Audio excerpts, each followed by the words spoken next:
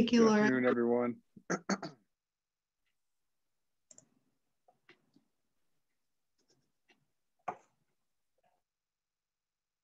So we have a opening in a good way. We like to start our presentations off with some words regarding the purpose for our presentations. Obviously, today we're here to talk about data management, administration for juvenile healing and wellness courts.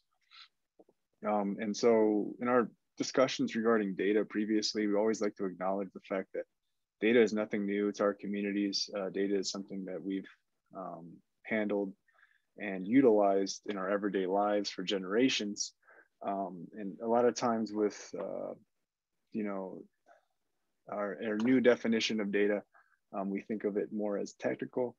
However, in looking at the way we're going to encourage data collection within your communities, we also want to keep in mind that data is a representation of your clients' lives, their decisions, their histories, and it's also an indication of future decisions which could affect them as individuals. So instead of data being seen as just numbers, we just want to encourage everyone to consider the impact data collection can have on the outlook on your community members, and always consider data as alive and something that can continually change, and as a representation of your clients, the youth within your community. And I see Tasha shared in the chat, our people have always been data collectors. We have tracked and planned utilizing our experiences to guide our futures. And so thank you, Tasha. And just sharing, yes, this conversation, I know that sometimes we can get muddled in some of the really technical aspects of data collection or data management, but in considering the specific needs of the youth that we're serving, this is really about us helping them to plan for their future and how we support them and move them through this process in the best way possible. So thank you all for being here, and I hope you all will use the chat. Feel free to offer your comments about this topic. We love hearing feedback from you all, so looking forward to the dialogue today. So thank you. So we are joining you today on behalf of the Tribal Law and Policy Institute and the Tribal Youth Resource Center. My name is Anna Clough. I'm Muskogee Creek and Uchee, and I serve as a co-director for the Tribal Youth Resource Center, and very happy to provide support to tribal juvenile healing to wellness courts and our OJJDP tribal grantees and other federally recognized tribes that we serve. And I'll let Jacob introduce himself. Hello again, everyone. My name is Jacob Matoxen. I'm a Oneida from Wisconsin. I provide training and technical assistance through TYRC, and my full-time profession, I live in New Mexico, and I'm an attorney. So I'm excited to be here, provide some information, not only from my perspective and previous experience working with data, but also from knowledge gathered through TYRC and TLPI in terms of best practices and data management practices that we hope can help you all with your healing to wellness courts. Next slide. So we are joining as part of the Tribal Youth Resource Center team, and we have had the privilege of helping coordinate the juvenile track as part of this conference. And so we are very humbled to be a part of this meeting and all of the good things that have been shared over this week. Our center does have a partnership with the National Native Children's Trauma Center, and we provide training and technical assistance to OJJDP tribal grantees in CTAS Purpose Area 8, which are tribal juvenile healing to wellness courts, and CTAS Purpose Area 9, which are tribal youth programs. And our team is spread out across the country. We come from many different communities.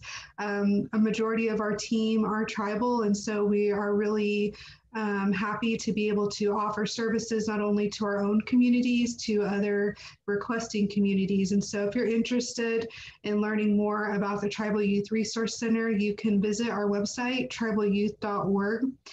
We are looking forward to a renovation of our current site. And so I hope that you'll keep checking back, and we look forward to many of the enhancements that'll be offered on our new website. And so we've been working pretty steadily on that for the last several months, and we're really excited about the way the site is laid out and all of the new resources and different aspects of the site. So I hope that you'll check it out and visit it here in the next couple of months. You'll see a facelift of our current site. So go ahead and hand it off to Jacob. We're going to get started, so we can go to the next slide.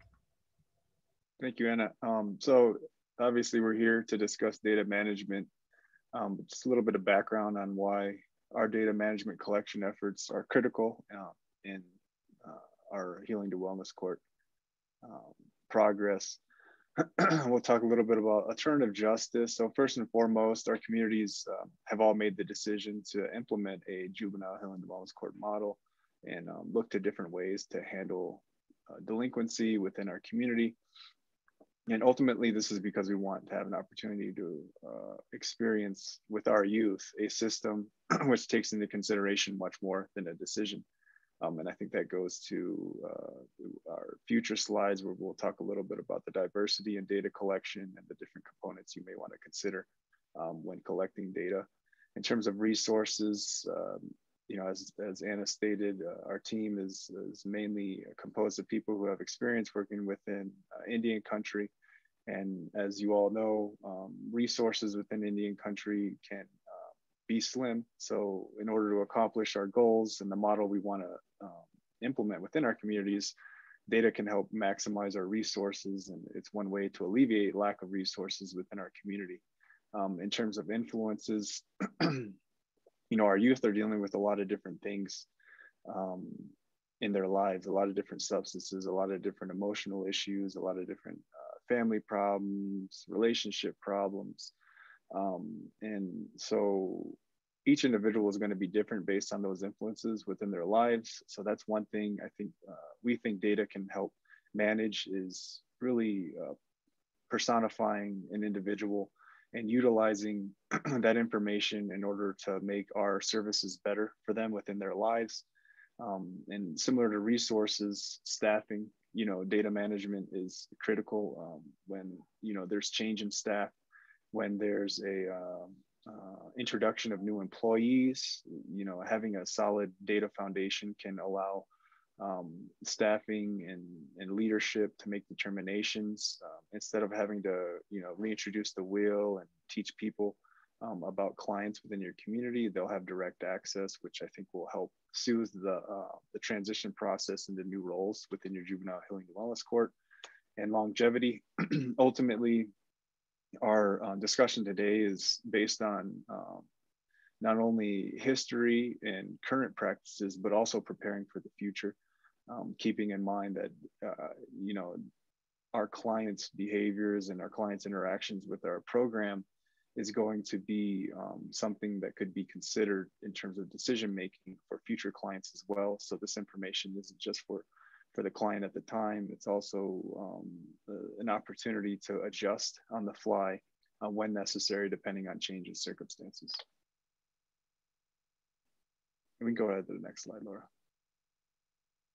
And then just a couple of brief slides about what exactly is data. So as you see, Cambridge Dictionary defines data as information, especially facts or numbers collected to be examined and considered and used to help decision making.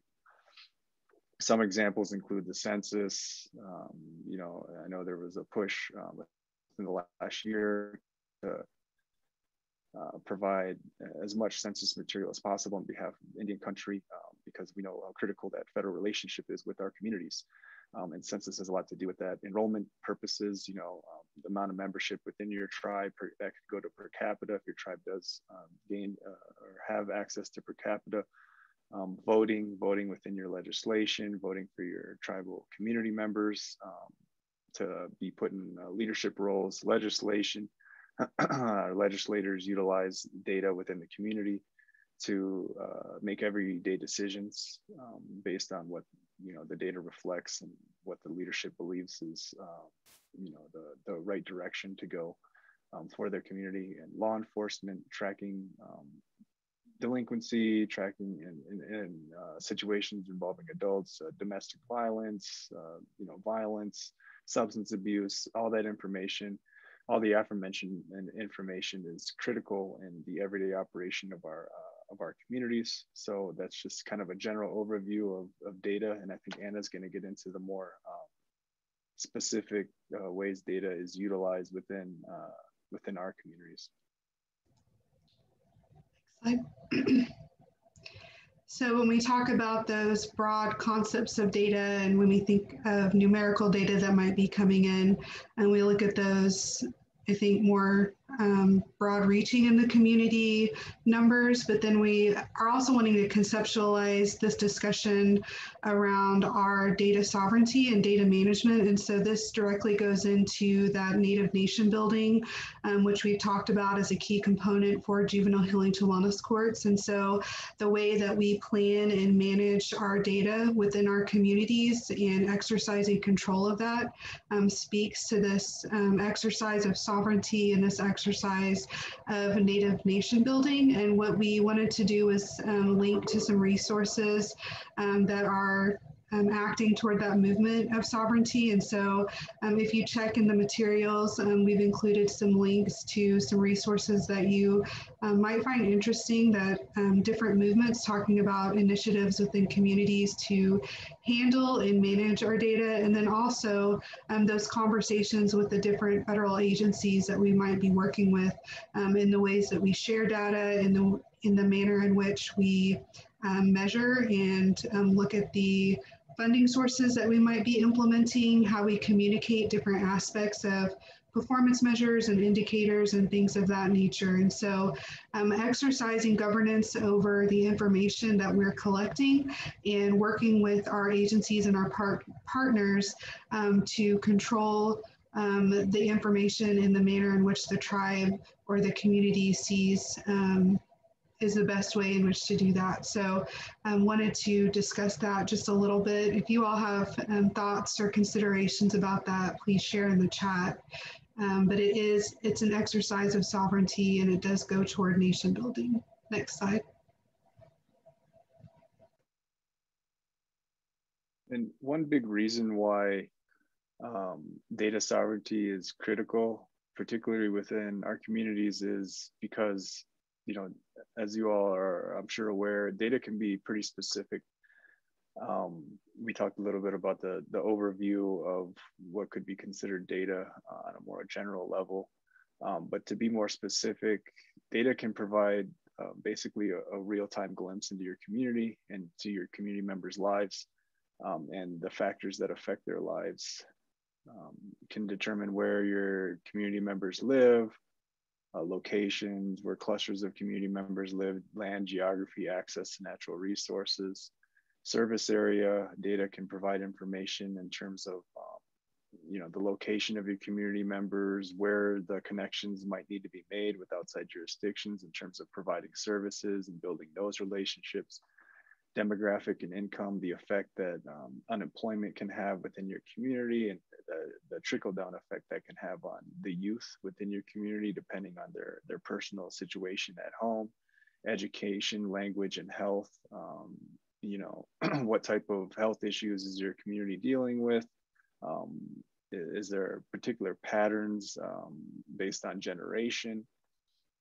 Who speaks your language, your tribe's language, your community's language still? Is there an opportunity to make connections with the youth for language speakers, introduce them to the cultural component through your Healing to Wellness Court? Education, what level of education does our community members have? Did they graduate high school? Did they receive a GED? Did they go to college? And then the generational educational component as well, and housing and contact information. What's the situation at home for your clients? And, you know, this is one of the major reasons why data sovereignty is important, understanding that this information is, you know, a reflection of your community members' lives. And so we want to protect it as much as we want to use it to make our services better. We can go to the next slide, Laura. And then why data is important, we touched on that a little bit. Community impact. Decision-making process can be a lot easier if you have strong data. And the data can also be a determining factor in deciding whether or not decisions have had an impact on the output, and can really provide leadership, a visualization of the makeup of their community, historic record, reuse of information. Touched on a little bit about data being a snapshot of history, and that snapshot of history potentially being utilized for future decision making, revealing patterns of behavior at a certain time. Maybe 2 or 3 years ago, you guys realized within your community that a certain substance was introduced. What kind of impact did that have on your youth's decision making, their rates of graduation, educational outcomes, things like that? Cross-jurisdictional use, strategic transfer of info. Now that goes to sharing information and providing some sort of understanding between cross jurisdictions in terms of why the information is necessary in order to provide services within a community. If an individual does violate outside of your reservation, provides a basis for convincing outside jurisdictions that individuals should be referred to your particular healing to wellness court, because we have this data that explains success rates as well as likelihood of success. And it could potentially reveal higher rates of success than outside jurisdiction programming. So that would be critical in terms of building that relationship with the state or the federal government, another tribe, what have you. And then funding opportunities. I think a lot of us have made the decision to invest our time and effort to apply for funding in order to help our communities and provide additional services. The data doesn't have to end when the grant runs out. The data could be utilized to seek additional funding or convince your particular community to invest in your programming and continue it going forward.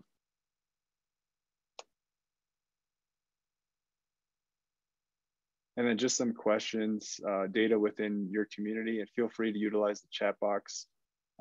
Current practices. So what does data look like in your community? These are questions to consider when creating a data management system for your healing to wellness court. And what systems are you using?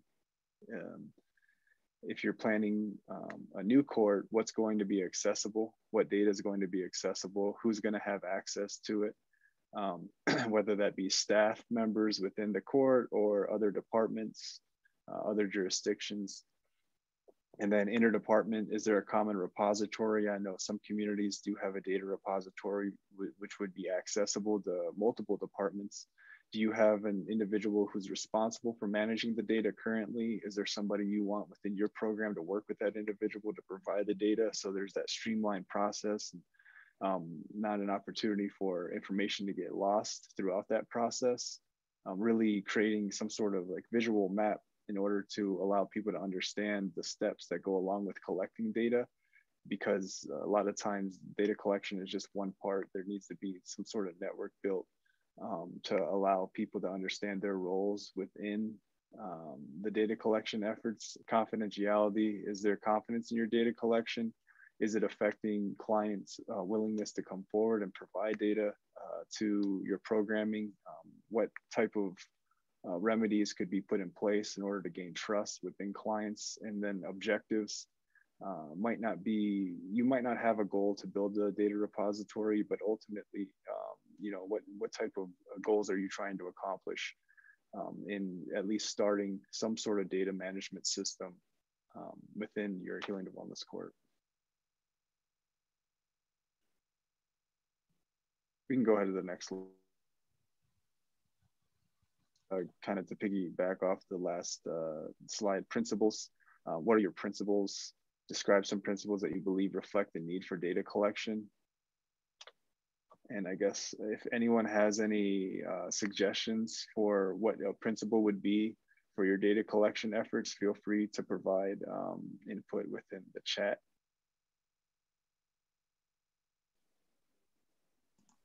And I see Bonnie did provide some information of her being the data coordinator for tribal court. They're in the startup phase, and she's looking to connect other people who work with data in the tribal court arena. She also provided some contact information. Yeah, thank you for commenting that. And that is one of the aspects of the training and technical assistance that we can provide, is working and sharing information that has worked for other communities as far as their data collection methods and ways that they're collecting data or sharing that amongst the team. And so we're happy to do some follow up. But in addition to that, Jacob, I was going to comment on what you're sharing now about principles. And one of the things is, how does your team create an environment that values data collection? And so one of the thoughts that I wanted to share was from a recent report from the National Center for Juvenile Justice, and they talked about how we can create environments that value data and create that culture within our teams. And they shared a data, a culture of valuing data includes the thoughts that data will be accessible and shareable amongst the team, that you look at the way that data is reported and analyzed, and you use all of those things to make informed, forward-looking decisions. And so how are you all creating that environment amongst your team? And have you had a conversation about the ways in which that you're going to collect information amongst the participants, and what are the principles that your team abides by? Because I know that it is really helpful to sit down as a team when you're planning out the development of the court and talking about those different values that you have around the sharing of information, around how you collect information, how are you all coordinating access to information amongst the team. And so there's a lot of conversations that communities can have within their advisory committees to establish what those values are, and begin there at the outset, because we know when you think about this later and you're trying to step backward into how we wish we would have approached this, it's really good to start with those principles and with those values that you have as a team and as a community.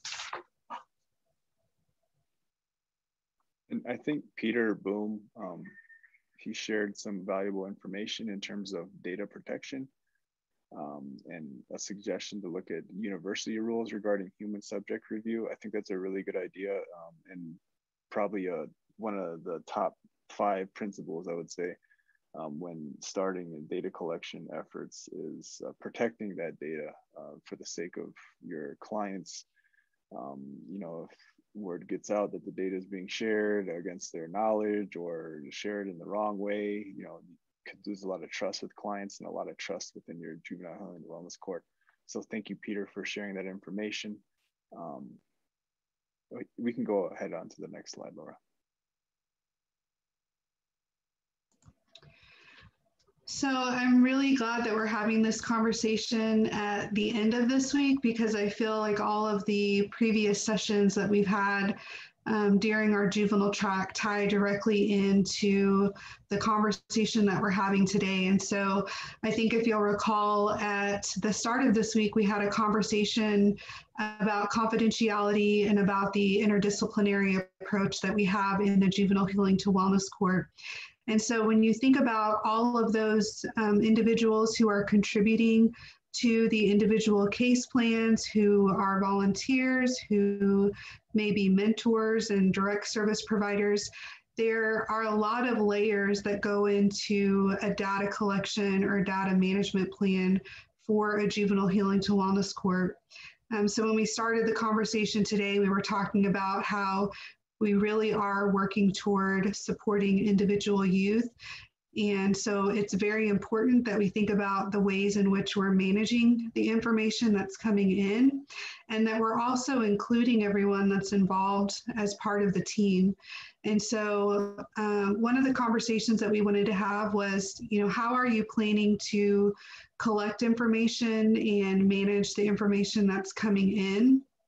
And so TLPI has a number of resources that you might want to review if you're looking at the development of your case management process. There are a number of ways that you can include reports for the different service providers that are on your team.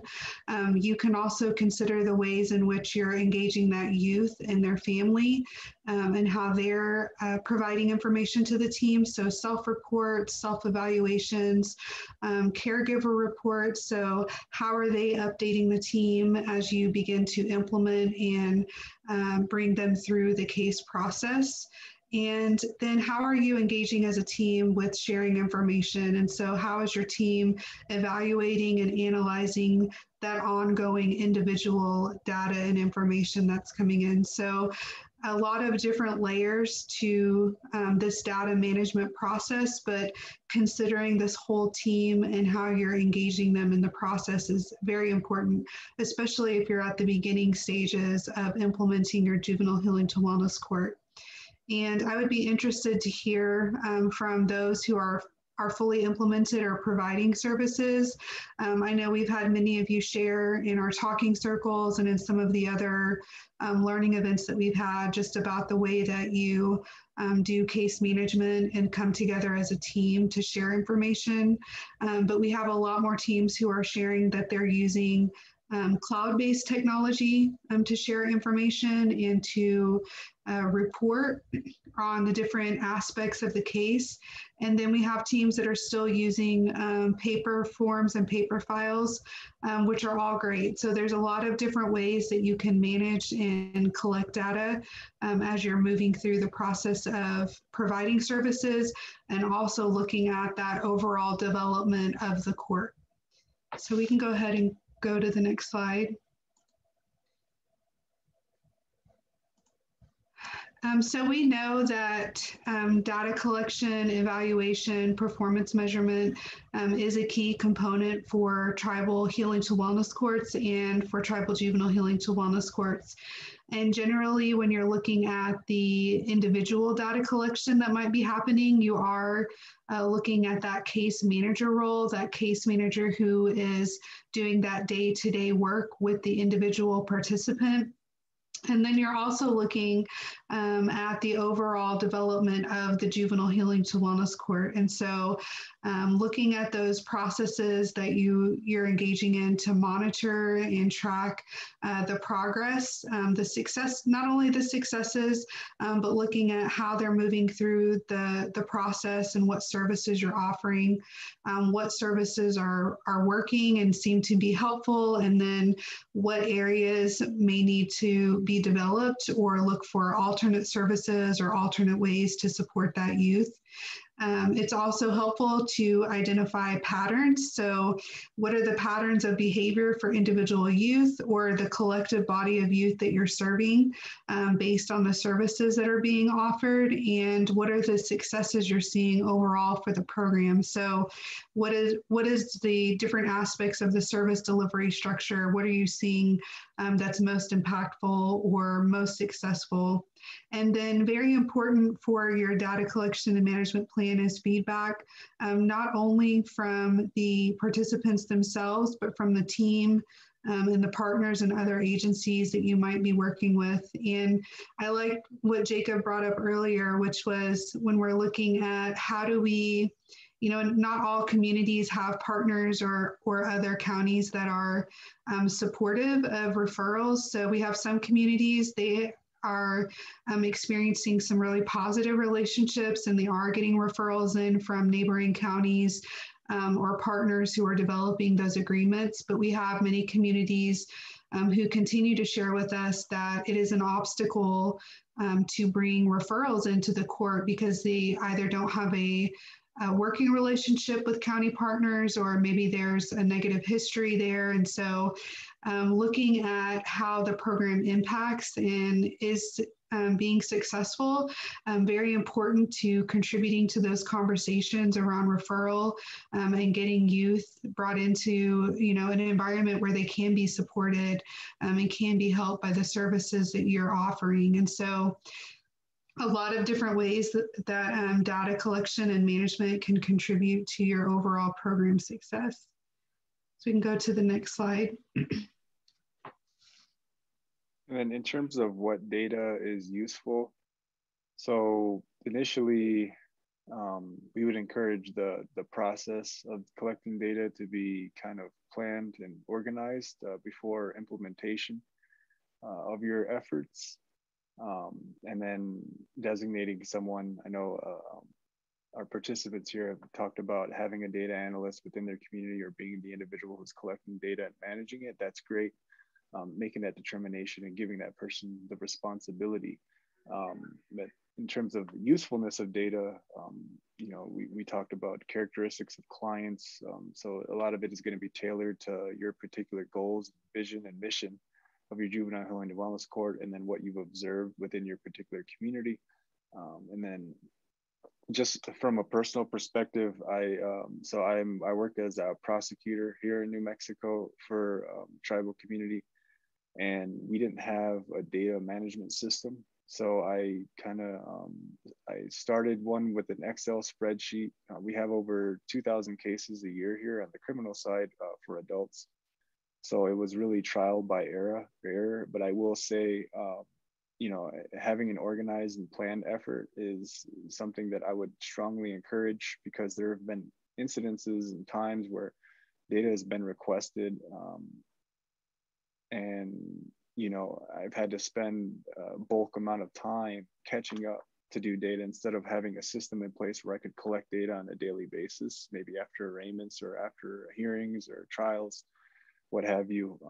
So I think that's one advantage of having a system implemented and a plan in place, is to have that data collection effort ongoing. And it also, you know, is a way to hold yourself and your program responsible. If you know, you have a cloud-based sharing system or paper or email, you know, set goals.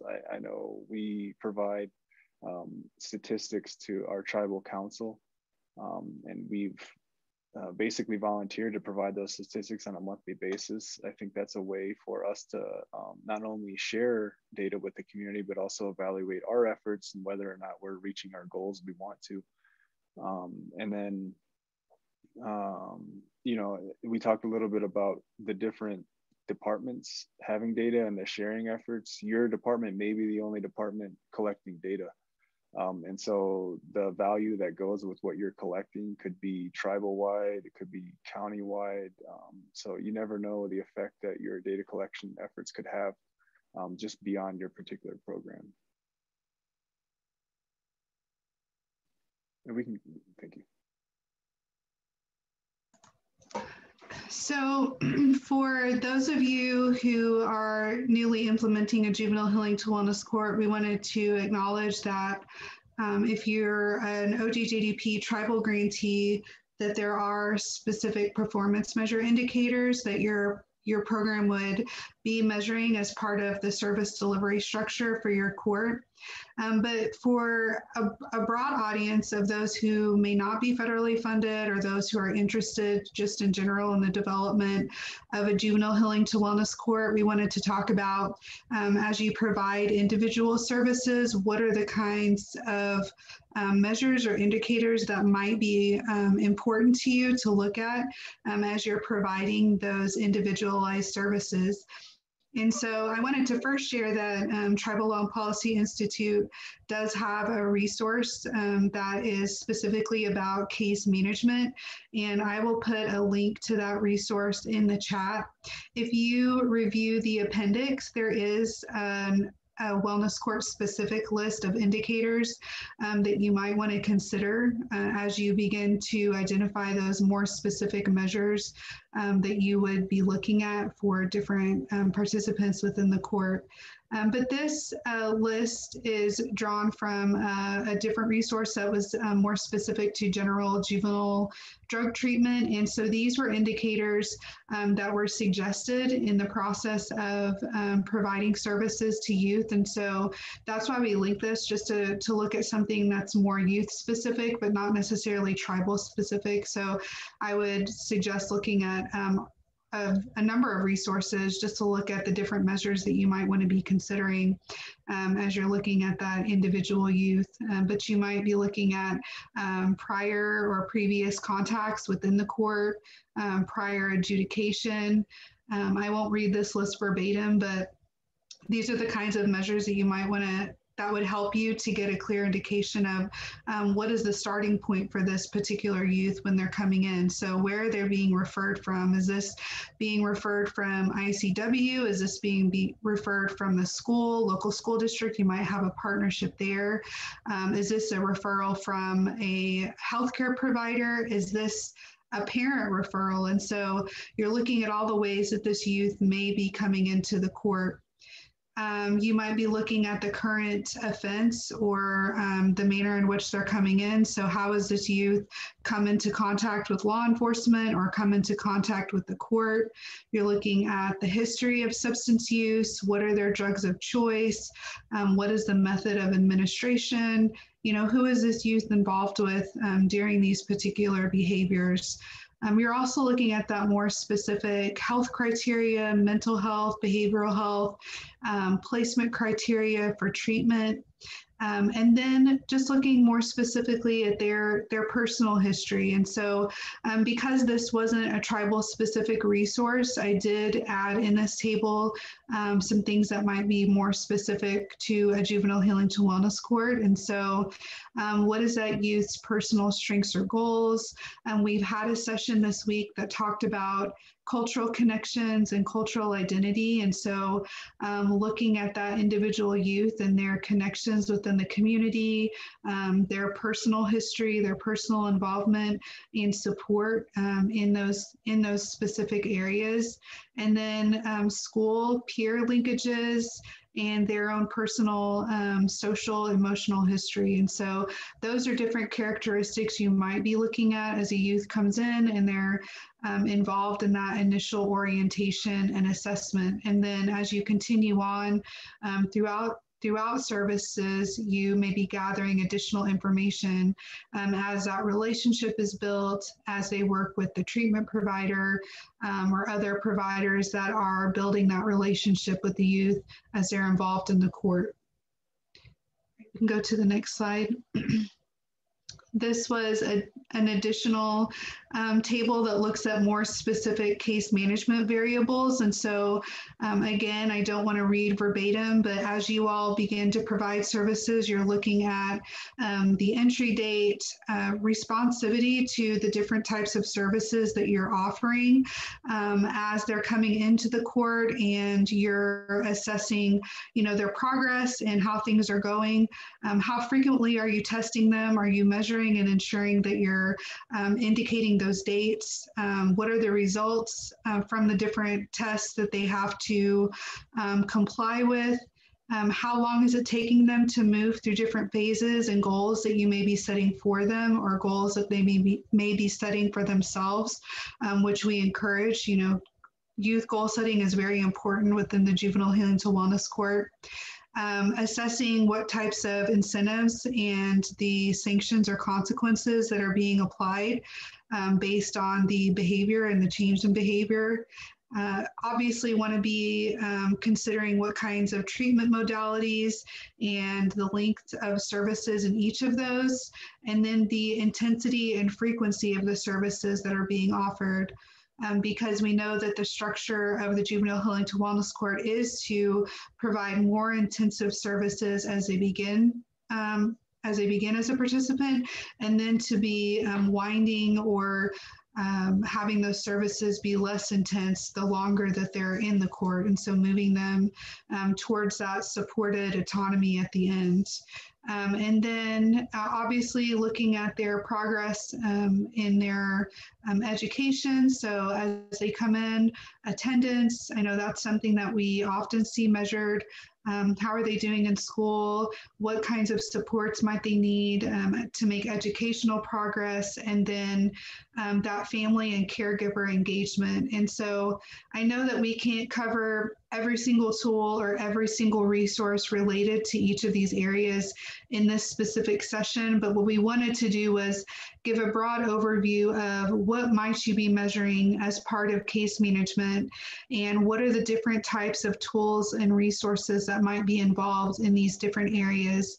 And we do have many communities who are starting to open their doors and provide services, and they are looking at these different areas.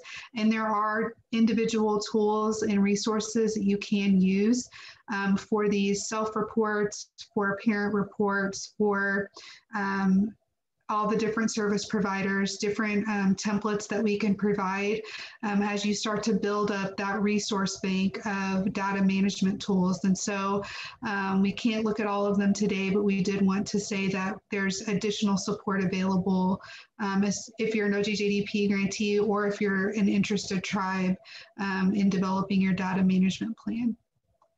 All right, we can go to the next slide. And this is a very rudimentary example of a data set. And, you know, I talked a little bit about implementing a data management plan within the office of the prosecutor. And honestly, this is what our data management plan looks like. It's simple, but I think it goes to making that determination before you start collecting what Anna touched on, the mission and the goals. What type of information you want to collect, what information is relevant. And, you know, I would suggest avoid over computing, like especially the data is going to reveal a lot of information about your efforts. And, you know, there's so many different ways that you can calculate and so many answers to questions you can get. But I would say stick to the goals and the missions because you don't want to get caught up spending too much time trying to find answers, and the data can be malleable too as well. And as we know, you know, I have a smartwatch on. Data is being collected all the time. How many steps? How many heartbeats? So it can go as deep as you want it to go. But I think keeping kind of a general theme would be beneficial. And if you need to keep it simple, keep it simple. You can still get the answers you're looking for. Right. I think just like Jacob shared, there is a depth to the data that you can collect, but really it's what is helpful and relevant to your team and what is helping you to make those informed decisions. And so just like Jacob shared, you could collect every bit of information possible, but what's going to be most helpful to your team, what's relevant to the services that you're providing, what's relevant to that individual youth. And so starting with a framework that helps you to, one, if you're required to report on some of these things as part of your federal funding, developing a data management plan that helps you to collect for anything that's required, and then building obviously from what is it that you're wanting to collect. And so not only consideration of what might be required, but what's important to you as a team and what is going to be helpful for you to make decisions. And so starting with those questions can be really helpful as you begin to think about your data management plan.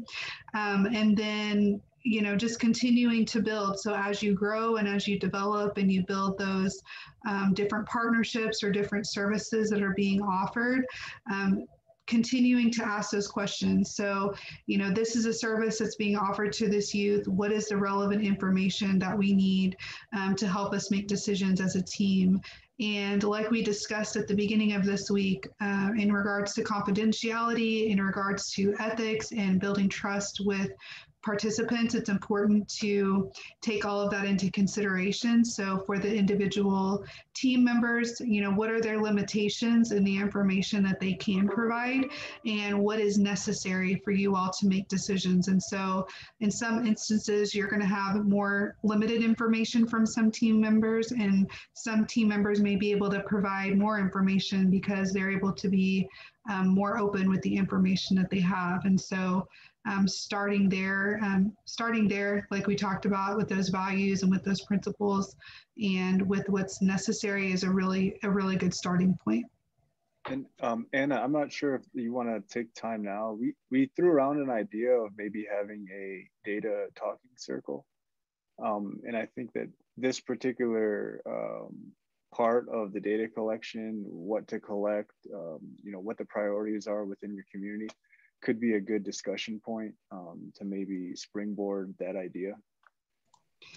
Right. So if you are an OJJDP tribal grantee, or if you're interested, our center does host talking circles. And so we were discussing the possibility of a follow-up to this session as being a talking circle specific to this issue, which is data collection and management within the Juvenile Healing to Wellness Court. So be looking for that invitation. We would love to have any of you who are interested, because we know that different communities have different resources available to them.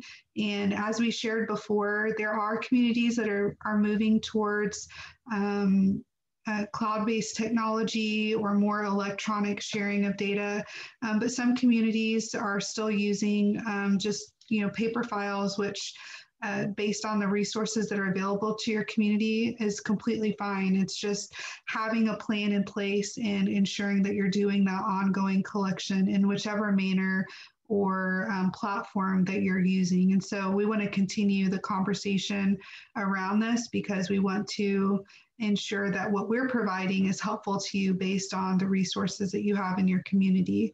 So we will send that invitation out following the conference. All right, we can go to the next slide.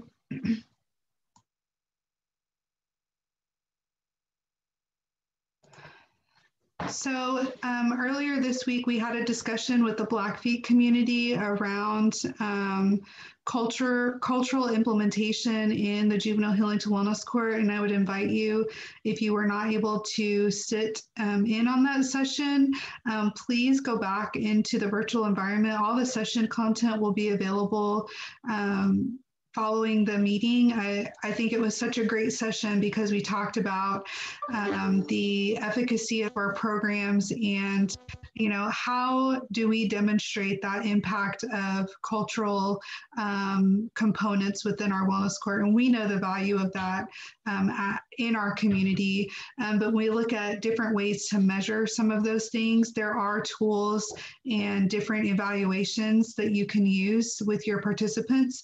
And so I would invite you to review that session, because Chanel talked about some of the ways that they've been doing that in their community. And they have also offered to share the scale that they were using with their youth who are coming in and taking part in some cultural modules that they developed out of a community readiness process. And so I shared the link to the cultural connectedness scale here, which is the scale that they use to develop their own scale within their community.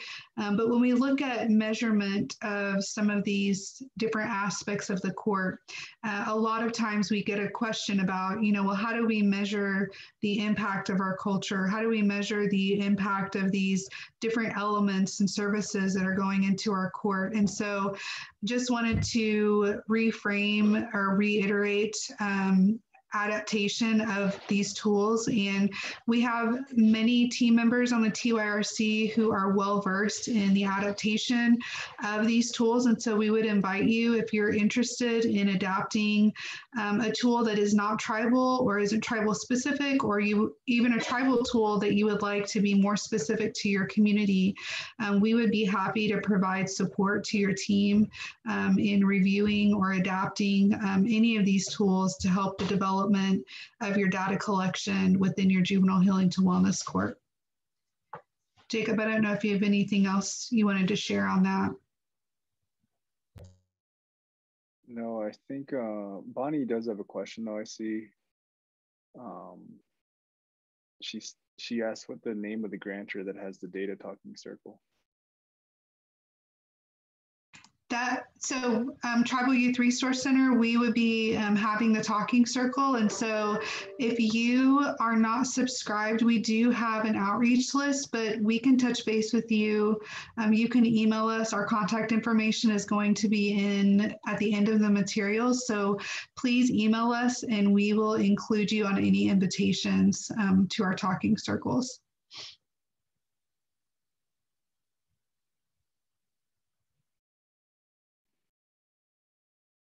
And then in terms of milestones, I think we stop and look at our data collection efforts. What we're trying to do is get answers to questions we have about community's behavior, whether or not we're making the progress we want to make. And one thing I've noticed when putting data together with cases is a level of anxiety. So I would say I've learned to not be afraid of what the data reveals, because it might reveal something you're not happy with, or you think the program could get better at. Just embrace that, and understand that the data is something that's supposed to reveal answers to questions you have regarding your program process, and it really is an opportunity to reevaluate your efforts and maybe tweak some of those efforts to get the data outcome you're looking for. Ceremony, we mentioned ceremony because we talked a little bit earlier about data being alive and it being a representation of your community members, your clients. And so we really want to treat the data that way, as almost a sacred representation of your juvenile healing and wellness court. So at the same time, it's an opportunity to improve your services, but also acknowledge progress you've made, and determining whether or not you want to look together at the data or provide an updated worksheet to your staff on a quarterly, monthly basis, annual basis, and take that opportunity to view the data as a representation of all your hard work and all the differences you've made within your clients' lives. And of course, always look to the data as sustainable and recyclable, because although it is a representation of just a snapshot in time, there's always an opportunity to kind of reflect and see, well, what happened in year 2003, what happened in year 2004, what kind of progress did we make within a decade. And I think that's the goal, is to treat our efforts as efforts of longevity, not necessarily just a 3, 4, or 5 year grant, but we're looking to generational data, something that our communities can look to as a snapshot in history of the happenings within our particular communities.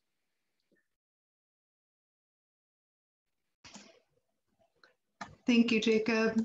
And I just wanted to share, what in light of the development of data management plans and considering all of the many layers that might be involved in the development of a data management plan for your juvenile healing to wellness court. I think in summary, it was developing a team culture that values data collection and management, giving consideration to the many members of the interdisciplinary team and those mentors or volunteers that might be involved, engaging the families and the youth that are involved within the Juvenile Healing to Wellness Court, ensuring that you're building that trust relationship with them and that you are adhering to the confidentiality laws that are implied for the services that you're offering, or the different service partners who are engaging with those youth. I think it's building a robust plan for the administration of your participant records. I know that it can be really difficult to manage all the information that's coming in, but you're able to provide those individualized services when you have all that information, and able to make solid and founded decisions for that individual participant.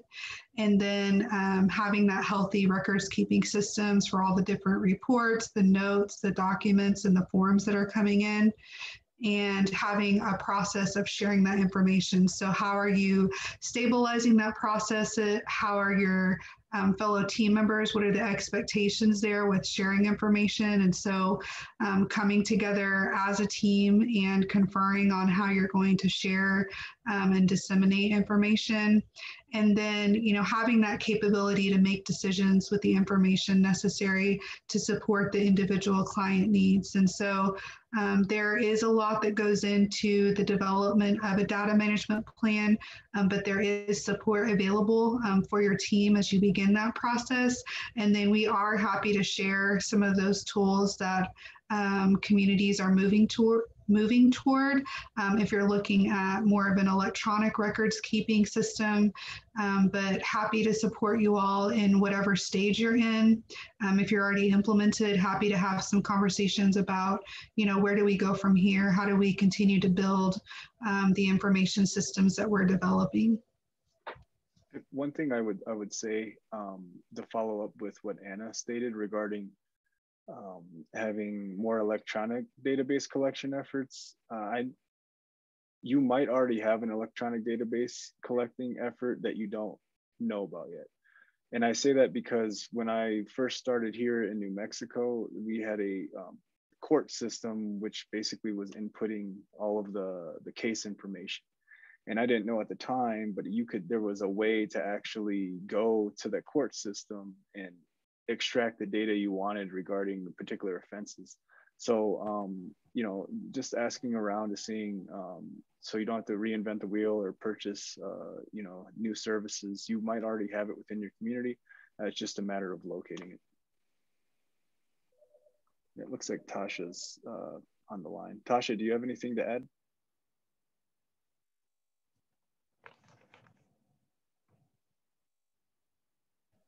No, thank you both for, Thank you both for doing this. I think it's a really important conversation to have, and really looking at being creative in the ways that we look at data and going back to our traditional ways of looking at it as well.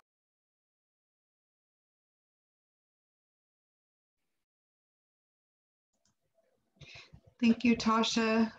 We wanted to leave time for questions, comments, so feel free. I know we might not be able to answer everything today, but we just invite you all. We learn as much from every community that we get to work with.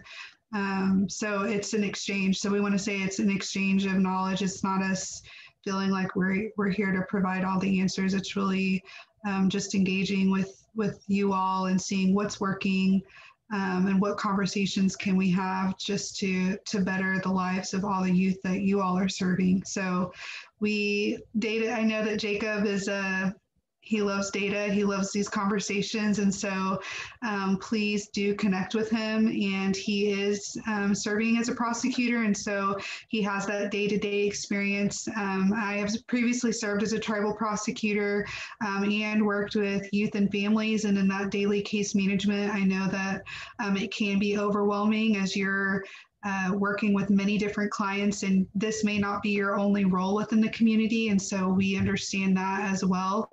And so we just want to share that we're here to support in whatever way is helpful for your community, and we are happy to connect you with other communities who are doing the same work. So please connect with us at any time. Our information is there on the screen.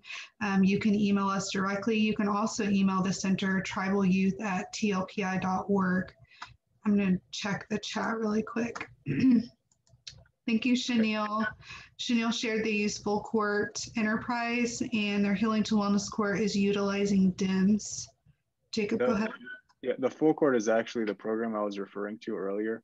It can be kind of complicated at first to get used to, but once you know the ins and outs of Full Court, you can get a lot of relevant data from that program as well.